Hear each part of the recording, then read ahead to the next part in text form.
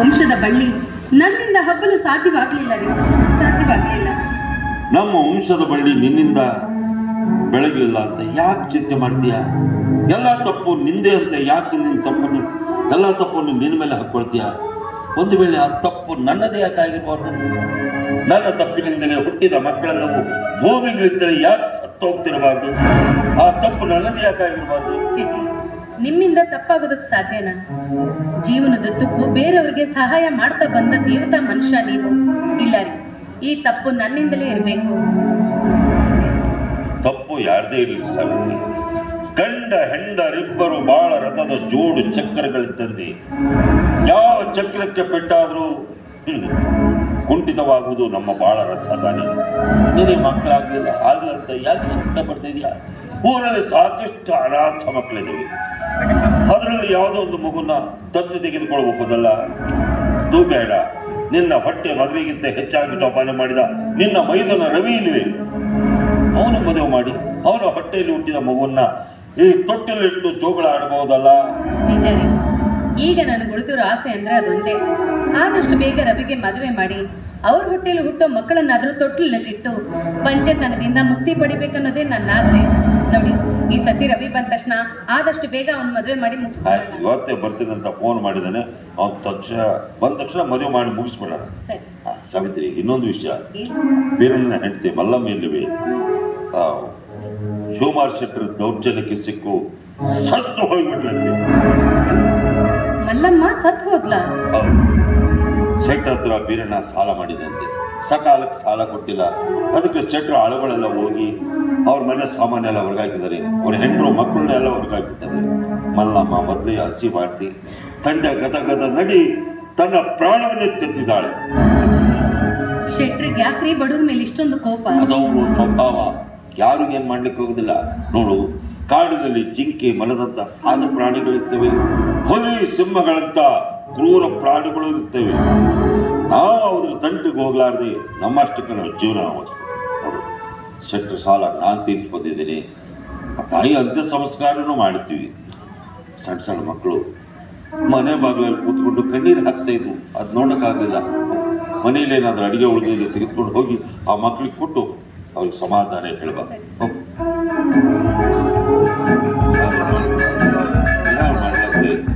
ಶೆಟ್ರು ದೌರ್ಜನ್ಯ ಊರಲ್ಲಿ ಬಹಳ ಆಗುತ್ತೆ. ಊರಲ್ಲಿ ಬರ್ಲಿಕ್ಕೆ ಹೇಳಿದ್ದೆ, ಬರಲೇ ಇಲ್ಲ. ನಮಸ್ಕಾರ ಬಲವಂತಪ್ಪನವ್ರೆ. ನಮಸ್ಕಾರ ರಮಣಗೌಡ್ರಿಗೆ. ಚೆನ್ನಾಗಿದ್ದೀರಾ? ಆರಾಮಿದ್ದೀನಿ. ಹೇಗೋ ಅರ್ಜೆಂಟ್ ಬರ್ಬೇಕಂತ ಹೇಳಿದ್ರಂತೆ. ಮಲ್ಲಮ್ಮನಿಗೆ ಬೀರಣ್ಣದಾದ ಪರಿಸ್ಥಿತಿ ನೀವು ನೋಡಿದ್ರಲ್ಲ? ಹೌದು ಬಲವಂತಪ್ಪನವ್ರೆ. ಶೆಟ್ರು ಸ್ವಲ್ಪ ತಾಳ್ಮೇಲೆ ಇರ್ತಿದ್ರೆ ಪಾಪ ಅವ್ರ ಹೆಂಡತಿ ಬದುಕ್ತಿದ್ರು ಏನು?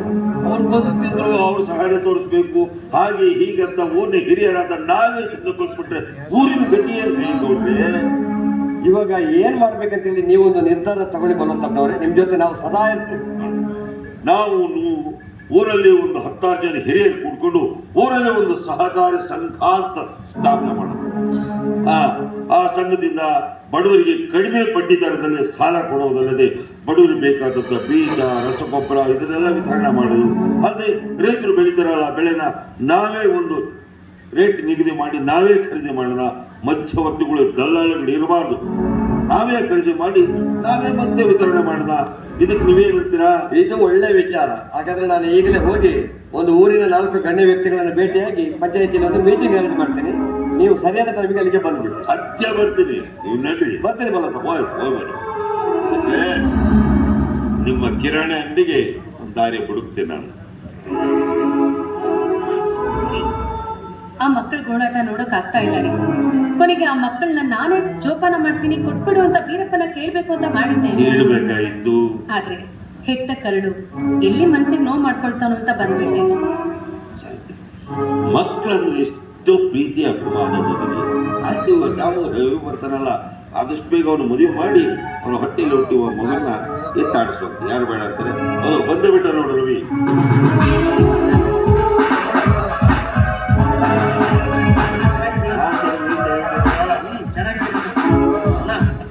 ಪ್ರತಿ ವರ್ಷದಿಂದ ಈ ವರ್ಷನ ಫಸ್ಟ್ ಕ್ಲಾಸ್ ಪಾಸ್ ಮಾಡಿದಿರಿ.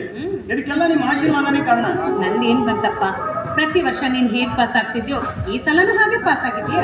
ಪ್ರತಿ ವರ್ಷದಂತೆ ಈ ವರ್ಷನೂ ಪಾಸ್ ಆಗೋದಕ್ಕೆ ನಿಮ್ಮ ಆಶೀರ್ವಾದನೇ ಕಾರಣ. ಇಲ್ಲಿದೆ ಮೇನ್ ಪಾಯಿಂಟ್. ಹಾ ಹುಡುಗಿ ಬಿಟ್ಟಿದ್ದಾನೆ ಮೇನ್ ಪಾಯಿಂಟ್. ಹೋಗ್ಲಿ ಬಿಡಪ್ಪ, ಬಿ ಅಂತೂ ಮುಗಿಸ್ತೆ, ಮುಂದೇನ್ ಮಾಡ್ತೀಯಾ?